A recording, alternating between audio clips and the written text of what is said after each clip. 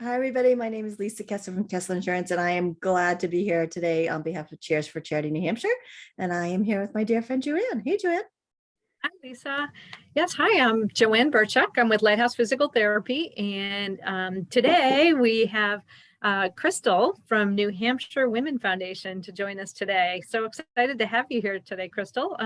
Just introduce yourself and tell us a little bit about your organization. Awesome. Well, thank you so much, Lisa and Joanne. I'm really happy to be here. My name is Crystal Parody. I'm the Director of Strategic Communications and Community Engagement at the New Hampshire Women's Foundation. So the New Hampshire Women's Foundation is a statewide community foundation that advances opportunity for women and girls in New Hampshire through education, advocacy, research, and grant making. So the charity part of our organization is really, really strong. We have deep roots in philanthropy.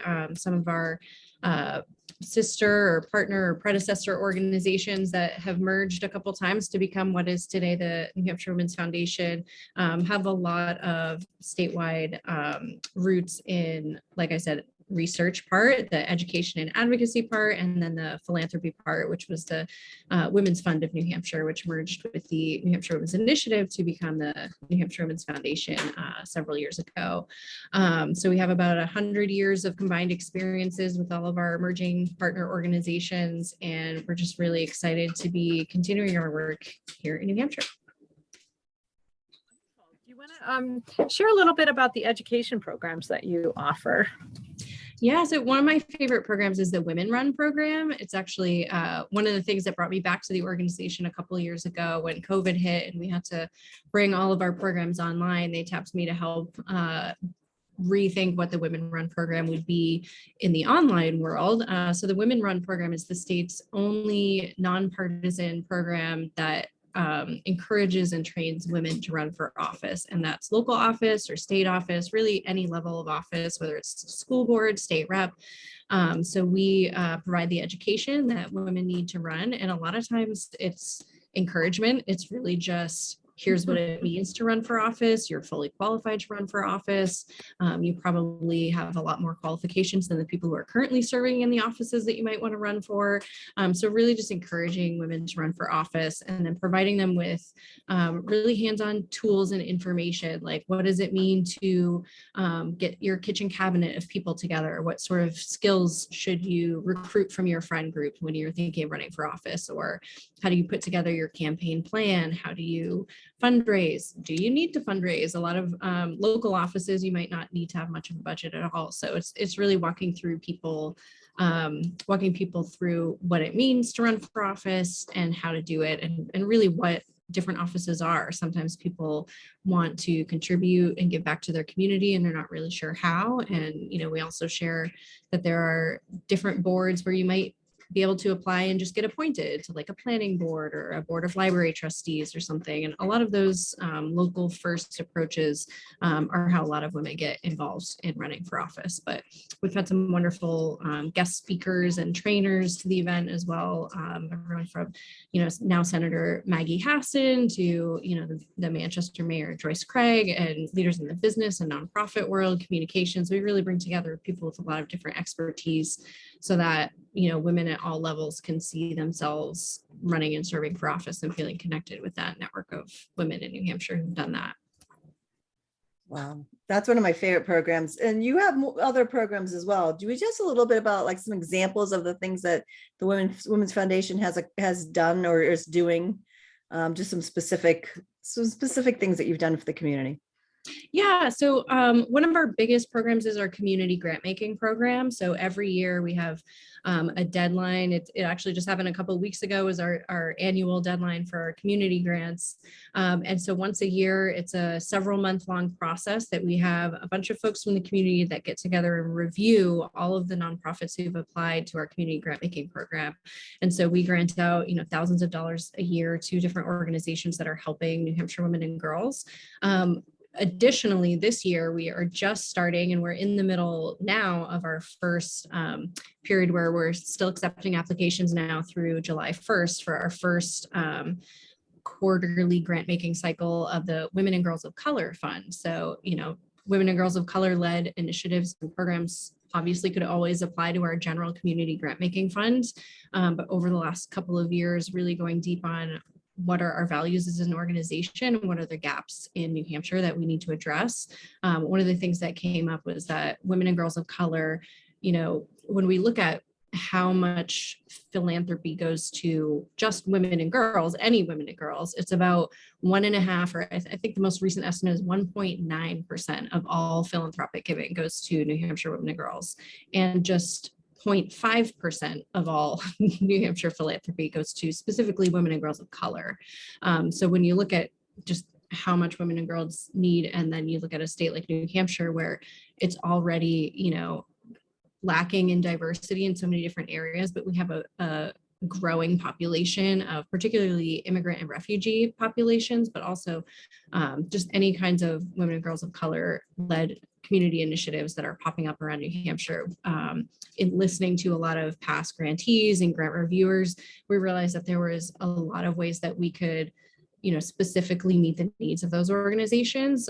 So our Women and Girls of Color Fund is open for any program that serves and or is led by women and girls of color here in New Hampshire. The guidelines are a little bit different. They're a little bit more flexible. So instead of filling out this multi-page application and having the requirements of, you have to be a 501c3 and everything, they're a little bit more flexible to meet, if a community-led initiative of a group of refugee women in Manchester, let's say, are doing this really cool program and they're not yet a 501c3, maybe some seed money is what they need to really launch and develop that program that's already doing some great work, but the institutional and cultural barriers are such that it might be difficult for them to access traditional grant making funds. So I'm really excited about our Women and Girls of Color Fund launching this year, and the opportunity that people have, people that donate to the organization can make a donation specifically to the Women and Girls of Color Fund. So we're looking at growing that, of course, and really curious to see what kind of programs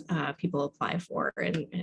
And another big part of both of those grant making programs is just providing a statewide platform to share their stories. I mean, some of the time, we're not able to give them huge amounts of grants, but if we can give them some grant money to help with their operations, then also help share their story at some of our big events and on our social media platforms and emails, that really provides a lot of value to them as well. That's awesome. Yeah, awesome. Just a quick question, talking about the funding, are you 100% donor reliant, or do you have access to some state funds to help with this? That's actually a really good question. I feel like our director of grant making could answer specifically. We really rely on donors, though. I don't know if there are any specific other sources of funding, but I think I can pretty confidently say that the majority, if not all, of our funding comes from donors. And so, like I mentioned, our partner organizations that came together to form the foundation have a really long history of the founding donors. There's a group of founding members of the women's funds that came together initially, and a lot of those are still today some of our key funders. We also are starting, various initiatives for more community grassroots funding. And then we do 2 big events every year. One of them is coming up in May called the Gala. And that's one of our bigger fundraisers of the year as well. So we have, a lot of different creative ways that we raise funds, but it's definitely, the support of people here in New Hampshire who really, see the need for initiatives like our grantees that serve specifically women and girls in New Hampshire. They really see the benefit of that. So that's where all of our support comes from. I think I cut you off. You were just about to ask a question. Of course, now I forgot it. It's going to come to me in just a minute. Tell us a little bit about the events that you run. Tell me about the gala and the other one, and then I'll remember what my other original question was. So our 2 big community events every year are the Gala, which is in the spring. So this year it's May 14th. This year it is at the Wentworth by the Sea Country Club in Portsmouth. So we're really excited to be on the seacoast at a really beautiful venue.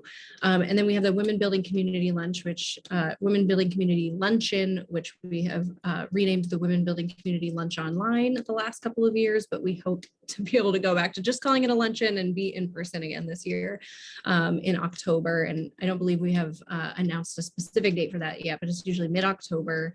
And that's a much bigger event. We usually get a bigger venue in Manchester, and both of those events give us an opportunity to, connect with our donors, connect with our grantees, share the stories of different initiatives that we're up to, update on the Women Run program, see how successful our recruitment and training efforts have been with women running for office in elections this year, let people know what we've been up to in the legislature. So we have, our research and advocacy arm of the organization that is looking at not only collecting data on where are women and girls in New Hampshire, but also what are the policies that are really going to help us move forward. And so there's a handful of bills each year that we, go deep on, and we show up and we testify at the State House and really work with our coalition partners to advance those bills.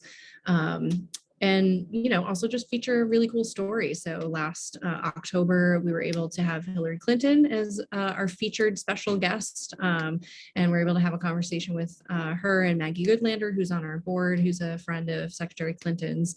And she was able also to answer a couple of questions from three women and girls here in New Hampshire who had questions to ask her. We had them in the studio asking her questions. So it's just a really neat way to connect, obviously a world-renowned, amazing, accomplished woman with some women and girls here in New Hampshire to be able to ask for advice and sort of share what they're up to, and just share what we're doing in the community.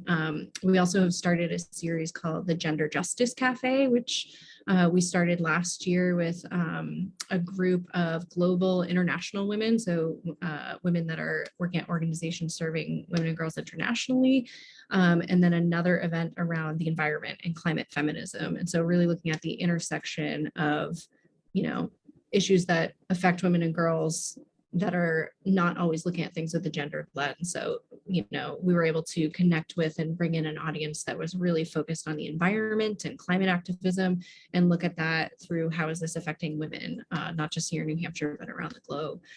So that's another event series that I love.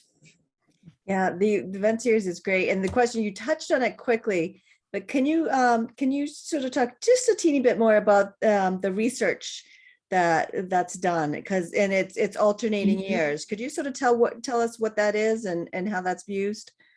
Yeah, so thanks for asking. So this year, we actually released our inaugural Status of Girls report, and that comes on the heels of our Status of Women report. So as Lisa mentioned, they come out on alternating years. So later this year, we'll be releasing another Status of Women report, and then after that, another Status of Girls report. And the idea is to really go along with, a couple dozen indicators of health, economic security, safety, demographics, just looking at how girls and or women in New Hampshire are doing across all of these metrics, looking at data from the census to various other high quality data sources, and be able to over a number of years really track how we're doing across a few different metrics. So the Status of Girls came out at the end of last year, and that has been really, really helpful and meaningful because we were able to distribute a copy of that report to all of the legislators in the State House, and we see that data being raised as they're looking at passing specific policies. So mental health, for example, is something that we're able to say girls in New Hampshire in different counties, depending on which county they're in, and then also depending on different races and ethnicities in New Hampshire, this is how girls in New Hampshire experience different mental health challenges. And so when they're looking at passing legislation, they can see, oh, this really affects specifically my constituents or, girls in this area. We also see that our grantees who are out there, applying not just from grants from us, but applying for state funds, for federal funds, for all different sorts of sources, they can use this data to show the challenges that girls in New Hampshire are facing, and then talk about what they are doing specifically in their programs to address it. So the Status of Women will be coming out again, an updated version of that this year. We're really interested to see how different things from, representation in local office and state office to, health and safety and economic measures across New Hampshire, how have New Hampshire women come forward and succeeded in certain areas, or where are they facing more challenges in certain areas based on the last report that we did. So we're able to really start tracking data like that. And we're the only organization in New Hampshire who's doing that. And it can be really challenging sometimes to find this data because a lot of this data a lot of data that we would like to include in addition to the stuff that we're tracking already just isn't there. For example, two areas that we would love to include more information on are LGBTQ women and girls in New Hampshire, and women and girls with disabilities in New Hampshire. And, it's challenging enough to try to find data that's broken down by gender, but when you're looking for even more data, it's even more challenging because New Hampshire just doesn't track a lot of things that some other states with different budgets and different, different secretaries of different departments are doing. We can look at gender. It's currently tracked in a pretty binary way, and we hope that they would expand that in the future. Sometimes we get things broken down by gender and maybe sexuality, but gender identity is not even asked about at all. So there's a lot of challenges in collecting data. And so we're also fighting for more data in different things, but even the data that we have is really interesting to see. And we're the only ones publishing that kind of data in this state. This organization is so fantastic. I'm a huge fan. So if people want to sort of be in the loop, right? They want to be in the know with what the New Hampshire Women's Foundation is doing. They want to get updates. They want to hear what's happening through the years, be aware of events. What's the best way to do that? So the best way to do that is to go to our website. It's nhwomensfoundation.org. And if you scroll down to the bottom, there's a little place where you can sign up for our emails. And we've started pretty recently putting out weekly emails. And that's really the best way. I mean, we include updates on the legislature from week to week, different things that are in the news. Sometimes our CEO or different board members or partners of the organization will be in the news or write op-eds or will be featured in some way in the news, and we'll include that in there. If we have women run trainings that are coming up, which we will pretty soon here before the filings in June, all of that stuff will be in our weekly emails. We'll have updates on our upcoming gala, ways to get tickets and sponsorships and things like that. So I think our weekly emails is probably the most direct way to get those updates, but we're also on Facebook, New Hampshire Women's Foundation. We're on Twitter, we're on Instagram, we're on LinkedIn, any place where you get your social media news. We're not on TikTok yet. Well, Crystal, thank you so much for joining us today and sharing about this amazing organization and all the important and really good work that's being done. And thank you for the work that you do on behalf of the New Hampshire Women's Foundation. We really appreciate it.